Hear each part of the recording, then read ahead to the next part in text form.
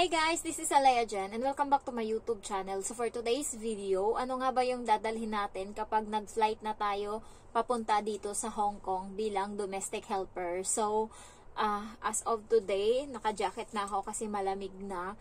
So, ang una yung dadalhin ngayon kasi winter season na dito sa Hong Kong, jacket. And yung jacket na dadalhin nyo is yung hindi yung jacket natin sa Pinas na manipis. Marami akong dinala nung bago ako dito. Kulang ako sa knowledge.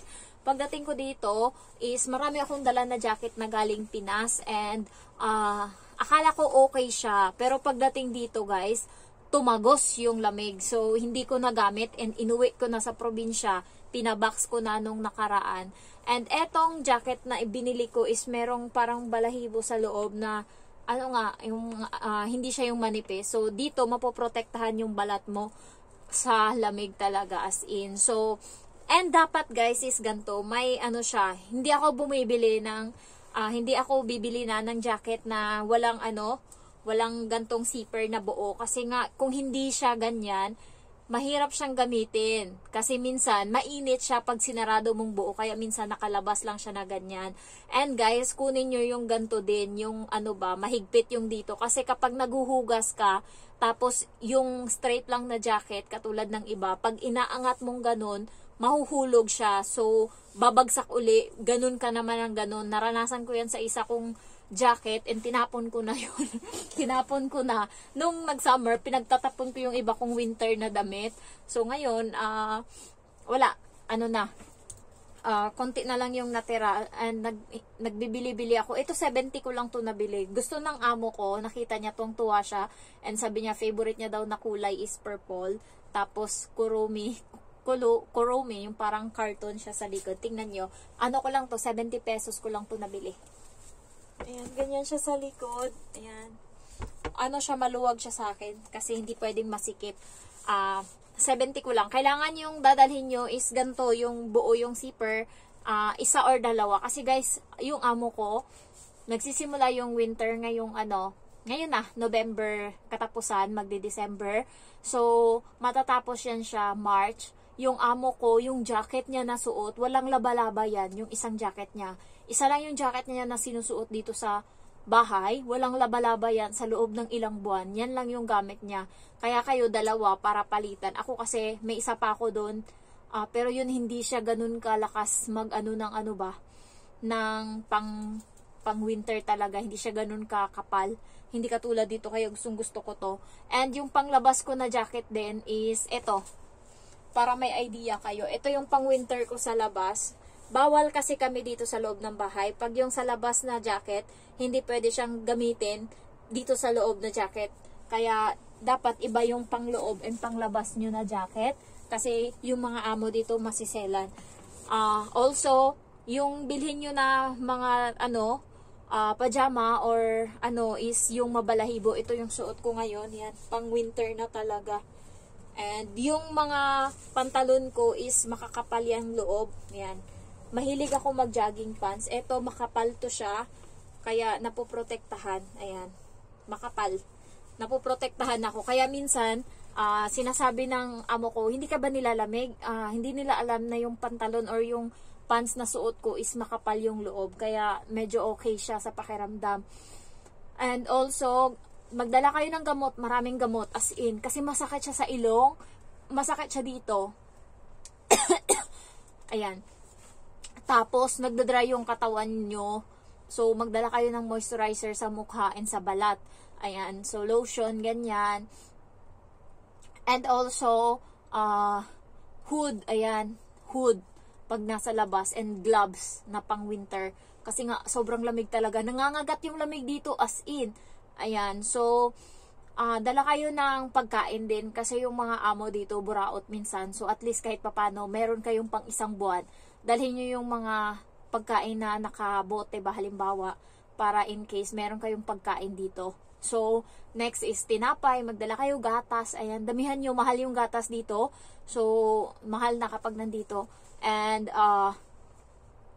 shampoo. Kahit yung 6 na piraso. Sakto naman ata yun sa isang buwan, di ba? 6 na piraso ng shampoo na nakasachet. And sabon kahit isang lang. Para lang may pangtawid kayo hanggang sa makabalik kayo or makabili kayo ng kasahod kayo, ganyan. So, yun, mga dadalhin nyo. And malamig ngayon, grabe. Yung efficacent meron ako, and lotion, petroleum yung gamit ko sa katawan. Ito. Yan, Vaseline. So, ubos ko na yan. Pero meron ako dong malaki, yung kalahating kilo. Ganon siya kalaki. Yun yung gamit ko. Nandun sa may taas sa higaan ko. Kasi nga, always kong ginagamit yun. Nagsusugat kasi yung gamay ko. Band-aid bumili kayo kasi always kayong magkakasugat. Magugulat na lang kayo. Mahapdi na yung palad nyo. Meron na siyang hiwa. Hindi nyo naman hiniwa. Nabibitak siya. Ayan. So, magdala kayo ng band-aid kasi minsan kasi always tayo maghuhugas. Ganyan. Next is sapatos. 2 pares. Tsinelas. Siguro kung mamamalengke kayo, baka nga magbitbit kayo ng tsinelas. Pero ako may tsinelas ako dito pero hindi nagagamit. More on sapatos yung gamit ko. So, magpares yan. Halimbawa, ngayon, laban ko yung sapatos ko. Sunod na, may isa pa akong reserva, ganyan. So, 2 yung sapatos ko dito. Medyas na 3 peraso, pwede na yan. And, yun yung mga dala ko dito. Yung panty ko is 7 pieces. And then, yung bra ko is, siguro mga 7 din. Pero pagdating ko dito, medyo na-explore ko na yung Shamshoy po. Mag-isang taon din ako bago ko na-explore yung Shamshoy po. Nitong March ko lang yan siya na-explore nung nagpa-box ako. Tapos nag-ikot. Pagkatapos namin mag-box, tinulungan ako ng kaibigan ko. Tapos nag-ikot-ikot kami. Ayun, nakakita ako ng short na 10 lang. So, nagsimula na, kahit mag-isa lang ako. Mas natutuwa ako, ang sarap sa pakiramdam yung wala kang iniintindi, tapos mag-ukay-ukay ka lang, yun nga, nakakuha na naman ako kanina ng mga dandoon. So, maraming mga Pinay dyan, swerte-swerte nga kasi nga, nandito lang ako, so anytime makakabili ako. Tapos, dati nung pag-winter, para akong pulube, alam mo yung, kahit na dumating ako dito June, July, August, September, October, November. So, 5 months na ako dito. Naghahanap pa ako doon sa Facebook. Mayroon doon dati, nakalimutan ko lang yung page. Pangyaw ba? Pwede din kayo mag-post sa Pangyaw pag manghingi kayo ng winter clothes. Pwede kayo dyan hingi. Sabihin nyo lang na sino sa inyo may extra na winter clothes. Pwede pahingi. Bago pa lang ako dito sa Hong Kong. Tapos may isa na, yun nga, maraming beses nanghingi ako, guys. Kasi nga, nung time na yun, hindi ko alam saan makakabili ng mura. So, nanghingi ako, and swerte nung time na yun, merong babae na nagbigay sa akin ng mga siguro kalahating sako, ang bigat sa katawan nung, ko siya, ang bigat, ang sakit sa katawan, nung hinila ko, ayun, doon ako nakakuha ng pajama, tas yung hindi ko napakinabangan, yung ayaw ko, binitbit ko, and pinapilian ko din sa mga kaibigan ko, tapos yung hindi na namin napili, tinapon na namin sa basurahan, tapos nung huli na, yung kaibigan ko nagsisi kung bakit tinapon namin sa basurahan, kasi nga, grabe, kailangan niya pala yung mga winter clothes kasi sobrang lamig na lamig siya, and konti lang yung nakuha niya nung time na yon. And doon na kami nagsimula, naghahanap na kami, nanghihingi kami ng winter clothes sa iba. So nakakuha ako nung jacket ko ng pagpunta ng Macau. Hiningi ko lang yon sa sa babae. Nagbigay lang ako sa kanya ng 50 Hong Kong dollar. Tapos marami-rami din akong nahingian, parang siguro 3 tao yung nahingan ko. Yung wala ko ngayon boots, kasi tinapon ko yung boots ko nung nakaraan. Hindi pa naman yun sira, pero kasi iniisip ko, 50 ko lang kasi yun nabili. So iniisip ko, nagamit ko na to ng ilang buwan. So, i-give up ko na siya. Nanginayang ako kasi ngayon gusto ko ng mag-boots. Wala na akong boots. Mahirap makahanap dito sa Shamshoy po. Hindi ko makita may nagbebenta dito ng mga boots. Nahanap ko yun siya sa online. Hindi ko na alam yung page ngayon ng online na sinalihan ko na nagbebenta sila ng kung ano-anong mga gamit or mga na mga hanas papunta dito, yung mga binibenta sa Hong Kong. So, Hong Kong buy and sell ba? Hay, hindi ko na talaga makita. Buy and sell online. Check ko para masabi ko sa inyo. Ayan, may mga nagbibenta na ng mga jacket ngayon, Ayan, so, hindi ko lang mahanap. Wait, hanapin ko yung napakaraming tao. Meron kasi ditong 100,000 mahigit yung yung followers or yung yung nasa group. So, yun yung maganda. Makahanap kayo doon. Ayan, so, hindi ko na talaga mahanap. Nainis ako. Pag na lang, message nyo na lang ako. Hanapin ko muna, ha. Hindi ko siya mahanap. yung nandito is walang like. So, ibig sabihin hindi to iba yun. So, doon kasi, maraming nagbibigay ng winter clothes. Sabihin nila sa'yo, saan ka ba banda? Bigyan kita. Saan ka ba ganyan? So, maraming mag-meet up. Basta masipag ka lang mag-meet up. Ang gawin nyo pag nag-meet up kayo, wag na kayo mag-out or wag na kayo lumabas ng MTR. Wag na kayo mag-tap ng card. So, bali, antayin nyo na lang siya doon sa may malapit sa may exit na pwede nyo lang iabot sa'yo yung dala niya. Kasi ganun yung ginawa ko. Hindi na ako nag-exit. So, pinaabot ko na lang ganyan. Inabot ko na lang. Para walang gastos ba. Ayan. So, next is, dalhin nyo is bag na pag nagde-day off kayo, mabitbit nyo sa labas. And, magbitbit kayo magdala kayo ng maliit na wallet lang. And also, ball pen. Kailangan nyo din yan minsan. Kasi dito guys, parang hindi maganda yung ball pen. Yung ball pen ko na nabili sa Pinas, yung M&G, hindi na ako makahanap dito. So, tinitiis ko na lang to. Hindi ko alam kung pagbalik ko sa Pinas, makakapunta pa ako ng mall para makabili. Tumbler guys, bumili kayo. Kailangan nyo yan.